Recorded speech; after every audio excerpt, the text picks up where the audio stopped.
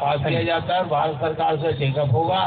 Thank you sir. और इसके ऊपर जो भी होगा दबाव बढ़ाएंगे। पार्लियामेंट हाउस में भी कोशिश करेंगे इनको लाने की, लेकिन यदि हमारा कोई मर्द आदमी मिल गया तो, सांसद कोई मर्द हुआ तो हम लोग उठाएंगे, नहीं तो फिर ये हमारा संसद तो है ही, जो भी है फिर हम इससे जितना भी होगा ताकत लगाएंगे। धन्यवाद। अनुसूचित जाति जनजाति वर्गों के बच्चों के लिए शिक्षा प्री इंटर एवं post inter including technical, non technical, medical, non medical निःशुल्क हो और किसी भी छात्र छात्राओं से दाखिले के समय फीस की अदायगी करने के लिए दबाव न बनाया जाए, चाहे शिक्षा प्राइवेट पब्लिक स्कूल स्तर की ही शिक्षा क्यों ना हो, एवं यहाँ तक कि IIT, NIT, IIM जैसी कोई भी उच्च शिक्षा हुई ही क्यों ना हो, सरकार स्वयं से डायरेक्टली इनकी फीस यूनिवर्सिटी शैक्षणिक संस्थानों को प्लान बजट धनराशि से अदा करे।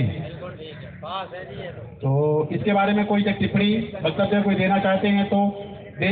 जी सर प्लीज। मैं इसको डिटेल में थोड़ा, भारत सरकार के आदेश हैं और उनकी तरफ से मिनिस्ट्री एक SCP TSP फंड है, उस तरह से उनको भेजती है।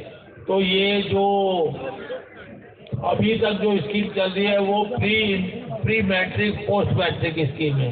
हम उनको कहा है कि आप इसको प्री इंटर पोस्ट इंटर कर दीजिए। कारण इसका ये है कि भारत सरकार 9वीं 10वीं 11वीं 12वीं का जो स्कॉलरशिप है, जो करोड़ों बच्चे पढ़ते हैं, उनका यहाँ से जाता है। हमारा ये कहना है कि स्टेट गवर्नमेंट की ड्यूटी है कि 12वीं तक की शिक्षा वो दे, जो बेनिफिट देना है वो दे।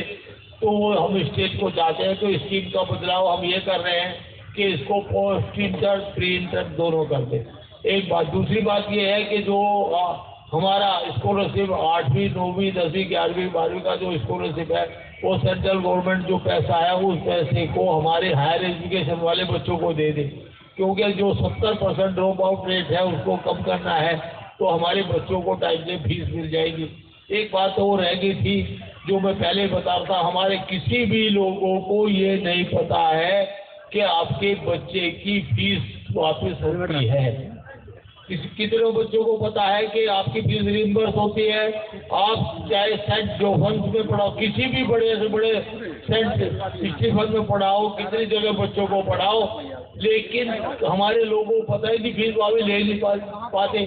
लाख 1.5 लाख 2 लाख रुपए फीस जाती है और वो लोग हमें मिलती है जनवरी से अप्रैल के बीच में, आप अप्लाई करिए फीस ले लीजिए, लेकिन हमारे लोग जानते ही नहीं। कोई भी गरीब आदमियों की दिक्कत ये आ रही है कि वो लोग उनके पास होता ही नहीं पहले जमा करने को, बाद में वापस तो कब ले। अब इसके बीच में एक और आपको नई बात जो नहीं पता होगी वो भी बता दूं।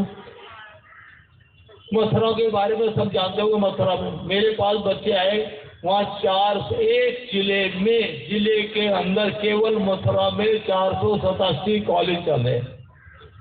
हो ये पॉसिबल है क्या? 487 कॉलेज एक जिले में चलते, सब नकली बना रखे और सबके बोर्ड बना के कमरे में रख रखे।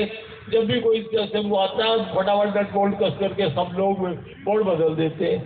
और उसमें क्या है, 2000 बच्चे जिसमें एक क्लास में हैं, एक स्कूल में हैं, एक क्लास उसमें मतलब सेशन में है, तो उनमें 1800 बच्चों से उगास के वो क्या करते हैं, गांव अपने एजेंट भेजते हैं, उसको 1000 रुपये देते हैं, वो लाता है, उसके फार्म पेपर ले आता है और ला करके वो बच्चा एडमिशन हो जाता है, बैंक में खाता खुल जाता है। बच्चे को पता भी नहीं कि तेरा क्या हुआ। और उनके बच्चे एक स्कूल 1800 बच्चे पढ़ रहे हैं, 1800 बच्चे एक स्कूल का बता रहा हूँ, और 487 में कितने पढ़ रहे हैं? तो 487 कॉलेज ऐसे ही चल रहे हैं, फ्रॉड चल रहे हैं, सारा पैसा लुट जा रहा है, हमारे बच्चों तक पहुंच नहीं पाता। और ये कॉलेज चलाने वाले आदमी एक उसमें 35-40 एक बिल्डिंग में 35 से 40-50 वो बने हुए हैं कॉलेज, और उनके बोर्ड रखे हैं। एक कमरा 35 नंबर कमरा एक स्कूल में है, मुझे बताया, उसमें सब बोर्ड भरे हुए हैं, जो आता है उसी का बोर्ड लगा के फोटो खिंचवा के कहते हैं और उसको फीस देते। बहुत बड़ा घपला पूरे देश में ऐसा बहुत ज्यादा है। इन पे नजर रखना भी हमारा काम है। ये फ्रॉड कौन कर रहे हैं, क्योंकि पैसा तो हमारा है, वो हमारा पैसा कहीं लगना चाहिए, और लगने के बजाय वो लुट जा रहा है। तो ये थोड़ा सा जो फीस रिइंबर्स का है वो भी बात नोट कर ले। आप अपने बच्चों को बढ़िया से बढ़िया स्कूल में पढ़ाइए, बहुत बढ़िया स्कूल में पढ़ाइए, 100% फीस मिलेगी वापसी। पर उसकी शर्त क्या है, अभी जो रखी हुई है उसकी शर्त भी सुन लीजिएगा। उसमें है यदि स्टेट पॉलिसी के अंतर्गत आएगा तो 2.5 लाख रुपए साल की आमदनी बताते हैं, और जो सेंट्रल गवर्नमेंट की एक ही सीट के साथ दोनों कुर्सियों बैठे हुए आदमी हो गए सेंट्रल गवर्नमेंट की, उसमें पूरी 100% फीस वापस होती है, पर आमदनी 2.5 लाख होनी चाहिए। स्टेट की है उसमें 3 लाख होनी चाहिए। स्टेट वाले 48,000 रुपये वापस देते हैं चाहे आपने 3 लाख जमा किए। सेंट्रल गवर्नमेंट की है यदि वो 2.5 लाख रुपए आमदनी है तो वो 100% वापस 3 के 3 लाख मिल जाएगी। ऐसी चीजें जानने के लिए आपको नेट पर थोड़ी स्कीम निकाल करके पढ़नी चाहिए। मेरा अनुरोध ये है कि मैं इकला लिखता रहता हूँ, कौन पूछता है के लिए लिखने को। मैं एक संस्था लिखता हूँ, यदि आप सब लोग लिखे, सब लोग जागृत हो तो सरकारों को पता लगे कि सब जाग रहे हैं भाई। अब एक चिट्ठी देते कहते यही है, एक पागल की चिट्ठी आ जाती है, बताओ क्या करूँ। अब वो इकली फिर भी मैं एमपीओ के जैसे बहन जी बैठी है साल के बाद, बोले मैंने कहा ये लो जी साइन करो। अब इनसे गए तो साइन करा लाए, फटाफट वो चिट्ठी चली गई तो वीआईपी चिट्ठी ट्रीट हो गई, तो उसका सवाल जवाब भी होगा। अब ऐसे हमारे एमपी जब तक नहीं होंगे तो हाउस में बड़ा मुश्किल हो रहा है। लेकिन हमें ये जो संसद बनाया है इसकी आवाज हमारी इतनी तगड़ी होनी चाहिए कि हमारे संसद हो तो ठीक, नहीं हो तो ठीक, हम लोग यहाँ से पूरी ताकत से अपनी आवाज उठाए। धन्यवाद। धन्यवाद सभापति जी। मैं खड़ा हुआ हूँ पहले से। ये बात सत्य है कि ये वो वाली संसद की तरह ये संसद चल रही है। डाटा एक्यूरेट और डाटा किसी के पास हो या नहीं हो, लेकिन हवा में फायर जरूर हो रहे हैं। अभी जैसे इसमें जितने भी बिंदु हैं, अभी जैसे एजुकेशन का बिंदु है उसे 4 भागों में बांटने की जरूरत नहीं है। एजुकेशन का बिंदु एक ही उसमें आ जाना चाहिए पूरा, इससे और उसमें एक लाइन लिखने की जरूरत, जैसा कि बाबा साहब ने कहा, जैसा कि लोहिया जी ने कहा कि इस देश में बेटा हो राष्ट्रपति का या हो मजदूर का, सबको हो समान शिक्षा। That means equal and compulsory education act बनवाया जाए। देश में समान एवं अनिवार्य शिक्षा कानून बनाया जाए और इस देश के आरक्षित वर्ग को 0 बैलेंस पर एडमिशन दिलाई जाए। जैसा कि उत्तर प्रदेश में जब माननीय बहन जी की सरकार थी तो उन्होंने 0 बैलेंस पर SC/ST के एडमिशन करवाए, तो 0 बैलेंस पर एडमिशन कराए जाए। तीसरी बात यह है कि इसे स्टेट में, हम उत्तर प्रदेश में ही नहीं उस पूरे देश में गरीबी का आकलन, स्कॉलर का जो डिस्ट्रीब्यूशन है 3 आधार पर होता है। SC/ST के जो इनकम का जो दायरा है वो 2 लाख है। 2 लाख से ऊपर यदि इनकम है शेड्यूल कास्ट की तो वो जो है अमीर माना जाएगा, उसे स्कॉलर का लाभ नहीं मिलेगा। OBC 5 लाख, सामान्य 8 लाख। इस देश में देश एक है, एक व्यवस्था से, संविधान से चलता है, लेकिन गरीबी शेड्यूल कास्ट के लिए अलग है और OBC के लिए अलग है और अपर कास्ट के लिए अलग है। 2 लाख, 5 लाख और 8 लाख गरीबी का आकलन का पैमाना एक ही है। इसीलिए SC, OBC या अपर कास्ट कोई भी हो, यदि उसको बेनिफिट देना है तो गरीबी का आकलन समान हो, वो 8 लाख ही रखा जाए। 8 लाख पर आपने EWS को काउंट कर रखा है तो 8 लाख ही गरीबी का आकलन माना जाए और समान एवं अनिवार्य शिक्षा कानून लागू किया जाए।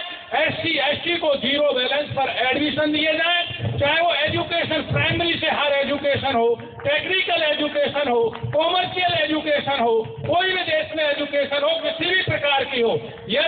लेकिन इन लोगों ने मालूम है क्या किया? इस देश बाबा साहब ने हम लोगों को सबसे बड़ा हथियार एजुकेशन दिया, टू एजुकेट। तो बाबा साहब के सारे फॉर्मूलों को 0 बनाने के लिए नागपुर का खतरनाक एजेंडा काम कर रहा है। उस नागपुर के खतरनाक एजेंडे के द्वारा बहुत पहले समय से तैयार एक नई राष्ट्रीय शिक्षा नीति इन्होंने 2020 लागू कर दी है। न्यू एजुकेशन पॉलिसी 2020 देश में लागू कर दिया है। न्यू एजुकेशन पॉलिसी UGC के द्वारा विश्वविद्यालय में काम करने वाले प्रोफेसर, कॉलेज में काम करने वाले प्रोफेसरों को बैठा करके ये कहलवाया जाता है कि ये न्यू एजुकेशन पॉलिसी देश के लिए, देश के वंचितों के लिए और देश के नागरिकों के लिए, युवाओं के लिए बेस्ट पॉलिसी है। जब मैंने उसका अपोज किया, हमारे यहाँ यूजीसी की कॉन्फ्रेंस हुई, सेक्रेटरी बोला तो मैंने पूछा, आपने बहुत इसके फायदे गिना दिए, लेकिन मैंने उसमें 2 लाइन मैंने मार्क की। उसमें लिखा हुआ है new education policy based on autonomous and सनातनी। तो मैंने पूछा ऑटोनॉमस का मतलब क्या है, मैं इंग्लिश कम जानता हूँ। तो वो उसने कहा कि शिक्षा को प्राइवेट बनाया जाएगा। बल्कि इसका मतलब ये है देश के सारे स्कूलों को, सरकारी स्कूलों को, माध्यमिक कॉलेजों को और डिग्री कॉलेजों को, यूनिवर्सिटी को, जितने सरकारी कॉलेज हैं, जितनी यूनिवर्सिटी है, सबको प्राइवेट बना दिया जाएगा और शिक्षा रानी अंबानी के हाथ में चली जाएगी और देश के वंचितों से, बहुजनों से शिक्षा बहुत दूर चली जाएगी और शिक्षा इतनी महंगी हो जाएगी कि ये पढ़ ही नहीं पाएंगे। और शिक्षा किस आधार पर होगी? सनातनी बेस्ड होगी। उसका मैं एग्जाम्पल बताता हूँ। मैं एग्रीकल्चर का प्रोफेसर हूँ, मैं ये पढ़ाता हूँ कि फसल का उत्पादन कैसे बढ़ाया जाए। एक कोर्स जोड़ा गया मेरे में, वो कोर्स क्या कहता है? Agriculture heritage. उसमें क्या है? वेद है, पुराण है, शास्त्र। उसमें अब मैंने वेद पुराण पढ़े नहीं एग्रीकल्चर वाले, अब मुझे पढ़ाने के लिए वो दे दिया, तो मैंने अपने हिसाब से 1 साल पढ़ा दिए वेद पुराण, तो मुझसे कोर्स वापस ले लिया। समझे आप? ये समझने की बात है, ये समझने की बात है कि इस देश में संविधान से चलता है, न कि गीता से, न रामायण से, न महाभारत से। तो इसे देश की education based on Indian constitution होनी चाहिए। भारत का संविधान क्या कहता है? उस आधार पर शिक्षा होनी चाहिए। भारत का संविधान ये कहता है कि शिक्षा के द्वारा देश में साइंटिफिक टेम्परामेंट डेवलप किया जाएगा, देश को विज्ञान की ओर ले जाया जाएगा, देश को अंधविश्वास की ओर नहीं ले जाया जाएगा। मैं मांग करता हूं इस मंच से जोड़ा जाए कि ये न्यू एजुकेशन पॉलिसी को रद्द करके इस देश को साइंटिफिक बनाया जाए और एजुकेशन को साइंटिफिक बेस्ड बनाया जाए, सनातनी बेस्ड नहीं। न्यू एजुकेशन पॉलिसी में जो सनातनी बेस्ड है, सनातनी बेस्ड नहीं, साइंटिफिक बेस्ड हो। न्यू एजुकेशन पॉलिसी ऑटोनॉमस नहीं, गवर्नमेंट बेस्ड हो। पहले अटल जी बने प्रधानमंत्री तो आपसे संशोधन हुआ था, मैं बता देता हूँ।